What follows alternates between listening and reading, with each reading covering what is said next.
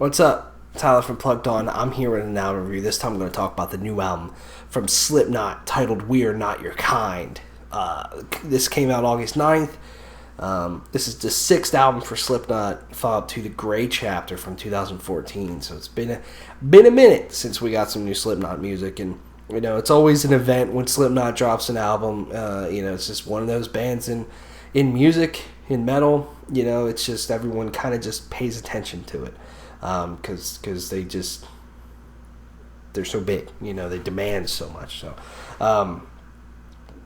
the Gray Chapter was good. It's just not an album that I go back to a lot with Slipknot. Honestly, I'd rather listen to almost every other Slipknot album. And I'm not saying like I said, it wasn't a bad album. There's definitely some good songs on it, but the two songs, well, I guess they released three. They released one right before it came out, but the two songs that they put out, Unsainted and then Solway Firth, it's got a goofy name. Those two songs I absolutely adored. So I'm like, this is gonna be hopefully a banger of an album. And I know they released All Out Life before they kind of announced this. Which is kind of weird that it's not on the album just because of the lyrics, especially in the middle part of it. It kind of fits the album, but whatever. And that's a really great song too. And it's like, okay, Slipknot's dropping some stuff that I'm really digging personally. And I have to say, I absolutely love this album. I think, I would personally, and this is just me, like, I like it more than The Gray Chapter. I like it more than All Hope Is Gone. Do I like more than Volume 3? Maybe. I know some are saying, like, oh, this is their best album. I think time will tell on that. I'm not jumping to that conclusion just yet. But I will say I really, really enjoy this album. And it has a little bit of everything to me with Slipknot. Like, it has the more melodic stuff that they've kind of gotten into a lot more. It has the just banger of choruses. It has the real heavy moments. It has the weird, chaotic moments with, percussion and all this stuff. And it has what you enjoy from a Slipknot record. But man, some of those moments that are just big, are very heavy, just a big chorus or whatever, they hit so well. The production is just absolutely flawless on this. And I think Corey Taylor, this is one of his best performances. He sounds phenomenal this deep into their career in terms of like some of the just heavier, more angry emotion that he's getting out. I'll get to some of those songs, but starting off with, after the intro with Insert Coin, you get Unsainted. I think it's just an absolutely amazing song, and I can see why someone wouldn't like it, but because it's more of a straightforward Slipknot song. It's got a really big chorus that I just absolutely love, and especially that final chorus when it's that whole build up there, and then everything stops and you killed the saint and me, and bam, it comes back. It's so good. Gets me every single time. I love it, and it's a song that'll really get stuck in your head. I love the beginning of it as well, just with the vocal, with the higher pitched vocals coming in. It's so good. Really like the verses of that as well. Birth of the Cruel.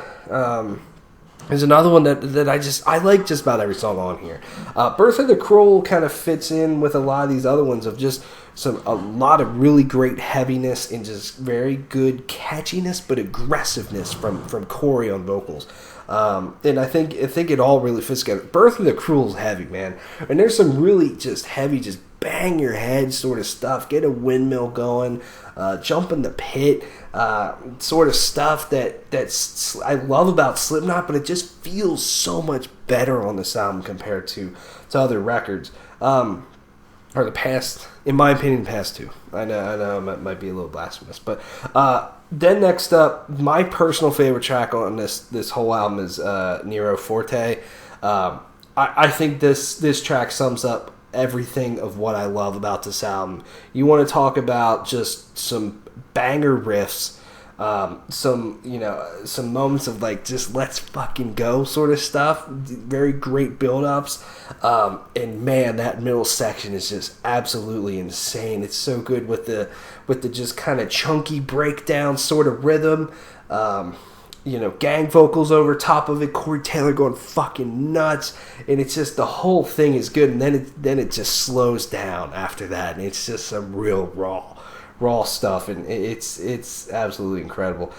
Critical Darling, I think, is a super catchy song on the chorus side, and then they do some really interesting stuff. And I always liked when Slipknot just kind of has experimented with some different tempos or tones or whatever over the past few albums. A Liar's Funeral, Spiders, My Pain, Not Long for This World are some pretty good examples of that, of trying a little bit more melodic stuff in Spiders, doing a little bit more Doom-like stuff with A Liar's Funeral. That middle section's chunky.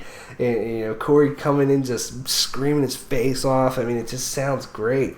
Not Long for This World gets some good emotion in it. And then it ends with Solway First, which I absolutely adore on the guitar side, because not only do I like the chunkiness in the guitar, but I love the thrashier sections of this song. I'm like, cool, give me more of this shit. The whole thing's just great. I absolutely love this album. This is by far one of my favorite albums of the year. And I think it's going to be a very successful album for these guys, and it's always cool to have new Slipknot music, but this is honestly an album that with Slipknot, I'm like, I want to continue listening to it. I want to come back to it. Like I said, I don't hate all their other albums. I think they're good albums, but there's maybe songs off of that I want to come back to, not the whole album like I do for sure with their first album or Iowa. Here I'm like, let's listen to the whole fucking thing, man. It's good. This is 9 out of 10. Thanks for watching. See you guys later.